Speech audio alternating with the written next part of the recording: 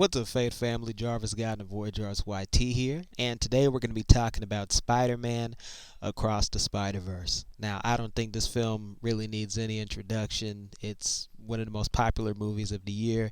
It's made over $300 million at the domestic box office. It's gotten amazing reviews, and you have people saying that it's already the best animated film of the year. And honestly, I can't disagree with them too much. Across the Spider-Verse, at the end of the day, is a fantastic film. But, the film just released on digital, and, I think it bears asking the question, does Across the Spider-Verse still hold up? Because sometimes when you watch these movies, they work a lot better in theaters than they do anywhere else. Some people say that about No Way Home, and while I really don't agree, you do have to admit that the cameos really do carry a substantial portion of that movie. But, does the same apply to Across the Spider-Verse? Was the spectacle of seeing it in the theater, does that translate to the digital release? So I rewatched the film this afternoon to answer that question, and honestly, there were a couple of things that didn't work for me in Across the Spider-Verse upon rewatching it. To me, these are some somewhat serious issues, but in the end, they don't detract, too much from the film. At worst, these are just big oversights that the, writers should have seen coming from a mile away, especially with how they took 5 years to make the movie and they chose not to address, any of these oversights. It just seems a little bit ridiculous to me. But anyway, man, jumping into the issues, one thing that didn't work for me was the runtime of the movie. Across the Spider-Verse is 2 hours and 20 minutes long, and yeah, you can definitely feel it. But there are a lot of scenes that could have been cut. I can't even say that Across the Spider-Verse even earns the 2-hour runtime. I think in my original review of the movie I said it did. Nah, not really. They could have cut at least half an hour of footage out of this movie, and I don't think it would have been any lesser. And really, it's interesting because a lot of the scenes that could be cut are near the end of the movie. Because the movie has like 3 different places that it can end, and it isn't even done in a cool or necessary way like in the movie Friday. Because if you've seen the movie Friday, there's a specific scene where like Ice Cube's character, he's forced to make a tough choice. Not gonna spoil it, even though the movie's like 20 or 30 years old at this point. But Ice Cube's character is forced to make a choice, and you think he makes one choice, but he didn't, and the movie keeps going because that's just portraying what could have happened. And I think Across the Spider-Verse, it has a few moments to feel like that. It has a few moments to feel like, oh, okay, well, this is the end. This is how the movie ends. And then it just keeps going and going and going. And you don't want a movie to feel like that. I really do think that the only reason that Across the Spider-Verse is 2 hours and 20 minutes long is because I guess the studio just wanted the bragging rights of, hey, we have the longest Western animated film of all time. And we know that Disney is probably too pussy to, beat our record. And another big issue I have with Across the Spider-Verse is that there is some completely unnecessary and forced dialogue in this movie. Like in the opening fight scene where Gwen is fighting the Italian guy, like there are some lines in there, and I mean they technically are clever and they are well written, but like why do you need to have dialogue here? Why can't you just let us enjoy the fight scene? It's just when you have like whatever's going on screen, you have all these visually very busy characters, you have the dialogue, you have the music blaring in the background. Sometimes this movie is harder to understand than the Christopher Nolan movie. Sometimes your senses are just being assaulted, and you have this unnecessary dialogue that doesn't progress the plot, and it's like, what the hell is even going on, man? They could have cut a lot of that out. I think it would have saved a lot of time, effort, and stress on behalf of the people making the movie, especially the animators, because we all know how poorly they were treated. But this video isn't really about that right now. But it's interesting because when Across the Spider-Verse came out, I heard someone criticize it for having characters talk to each other from miles away, with no feasible way of being able to hear each other. Especially in the Mumbattan scenes where you have Miles Morales, you have Stacy, you got the Indian Spider-Man, you got Spider-Punk, and they're all communicating with each other across extremely long distances. It's like they could be 50 to 100 or 1,000 yards away from each other in terms of verticality, in terms of distance, and they're still able to communicate with each other. And at the time, when that particular person criticized the movie for having ridiculous and unexplained modes of communication, I sort of dismissed it. But upon rewatching the movie, that's all I can notice. Especially, like I said, in the Mumbattan scenes, there's no way that these people should be able to hear each other. Granted, it's a bit of a nitpick, but that's just some sort of silly that I noticed in the movie. Also, another thing that bothered me is that the movie decides to bring back the worst part of Spider Verse 1. Every single character, or nearly every single character, is going against Miles, and it just makes almost everybody unlikable as fuck, man.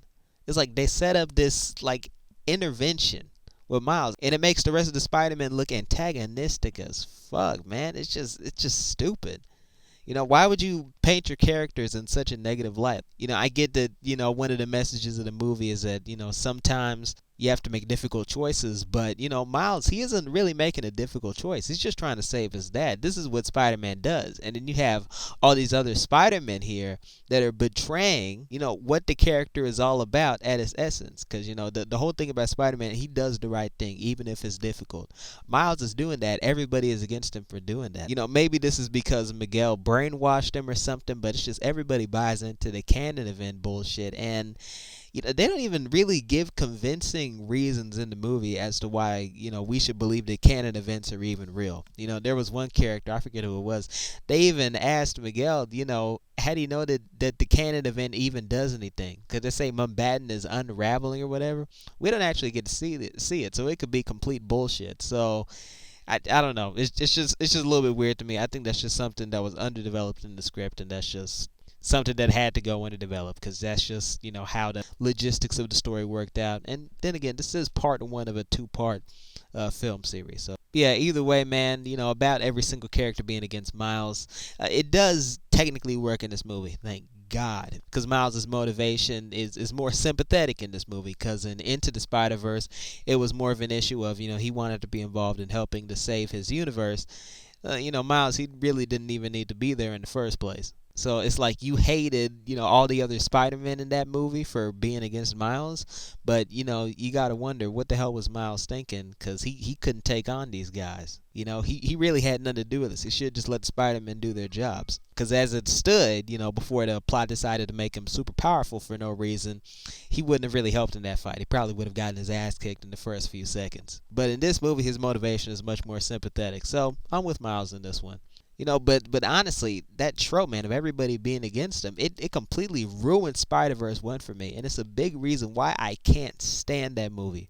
I absolutely detest Into the Spider-Verse. I think it's honestly one of the worst Spider-Man movies. Honestly, one of the worst ones. And I haven't seen all the Spider-Man movies, but I know that Into the Spider-Verse is at the very least one of the most disappointing because the animation is fantastic, but the story, oh my God, the movie falls apart after the first act. I'm not even sure how that movie got so much like critical acclaim or how it even made as much money as it did, because Into the Spider-Verse, that's not a good movie, man. That movie honestly kind of sucks. Because my thing is, you can have, the best animation in the world, but that doesn't change the fact that, man, your story is whack. But other than that, putting all that aside, at the end of the day, Across the Spider-Verse is pretty solid. The animation is great, the story is decent enough, and the character relationships are mostly good, when the writers aren't busy copying the same annoying ass plot points from Spider-Verse 1. This is about as good of a sequel to Spider-Verse that we were ever going to get, and I'm pretty happy with it. Compared to the first one, Across the Spider-Verse is the best film ever made. Because I just hated Into the Spider-Verse that much. Words cannot describe how much I hate that movie. But, after watching, Across the Spider-Verse again, I can't exactly say that this is the most enjoyable animated film of the year. I mean, sure, it may be technically the best because they did a lot of cool stuff with the art styles and animation and shit. But in terms of the most enjoyable, I think the Nimona and TMNT were slightly better just because they're more rewatchable. I think at this point I've watched Nimona like 3 or 4 times, which is very rare for any animated movie, especially like of the 2020s. I think the only other 2020s animated film I've watched that much is probably like what's it called, Puss in Boots 2. And TMNT, that was just really good. That movie is such a great vibe. I really do want to watch that when it comes out on digital. But even with that, Spider-Verse 2 is still excellent, and it may not be the most enjoyable, but that doesn't mean that it wasn't solid. And in the grand scheme of things, it still stands as one of the best films that I've seen this year. Because in spite of all the bullshit we've been getting from, the big studios, we've still gotten some decent films. So we got Mario, we got Megan, we got Guardians of the Galaxy 3, one of the best MCU films. Very solid movie right there. kind of want to do a video on that. But yeah, man, overall, it's been a decent year for movies, even though we've gotten a lot of shit. I think it's really just a matter of, me not forcing myself to watch shit that I really don't want to watch. And if I do watch something that I hate, just forget about it, man, because I already know it's gonna bomb at the box office. Except for Elemental, because I really did hate that movie, and it ended up being successful, which I'm still really pissed off about. But that's a story for another time. And I know I just pissed off War Master GT. I'm not sorry, man. That movie sucks. Anyway, um, those are all my reasons why Across the Spider-Verse does still indeed hold up after however many months. Can't believe I'm having to make a video about this, but I can already guarantee you as soon as I hop back on X, I'm already going to see people defaming the movie, claiming it's a cameo fest, even though this has, less of a right to be called that than even fucking No Way Home. Either way, man, I've been Jarvis, guy of Warrior Jarvis YT. Thank you all for watching this very long video that I'm going to have a very fun time editing. We're already approaching 15 minutes. Perfect. Anyway, thank you all for watching. I will see you guys in the next one. Take care of yourselves. Go with God.